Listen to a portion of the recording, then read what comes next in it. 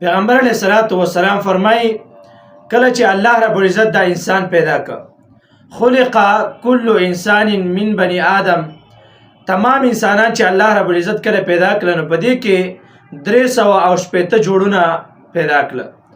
الله رب العزت هر یو جوړ له 360 جوړونه دي، هر یو جوړ له هر یو بن له الله رب العزت عذاب ورکوي.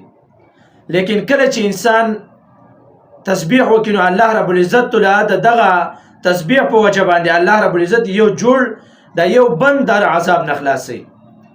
نو هر یو جوړ ته هر یو بند ته الله رب العزت عذاب ورکوي، لیکن خلاصیه به څنګه راځي؟ څنګه به دا جوړ د عذاب نه خلاصيږي؟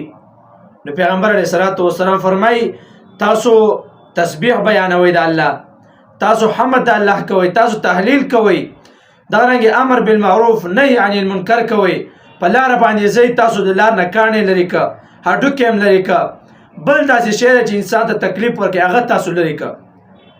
نو تاسو چې 360 نیک اعمال وکړه نو الله رب العزت د هر یو نیک عمل په وجه باندې الله رب العزت یو مفصل ته، یو بند ته، یو ځای ته الله رب العزت دا د دوزخ نه خلاصي ورکوي.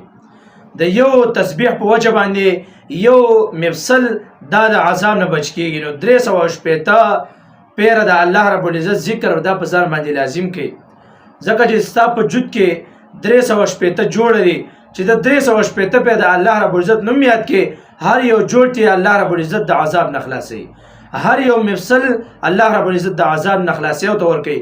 اكو بالفرض والتقدير تا 350 پیره 350 پیره تر الله رب العزت تسبیح بیان کړه او لس پیره بیان کړه، لس جوړونو تبا دا عذاب ملاويږي. نو 360 دا په ځان باندې لازم کوي چې دا الله رب العزت عبادت په ځخامه ورس کې کومه.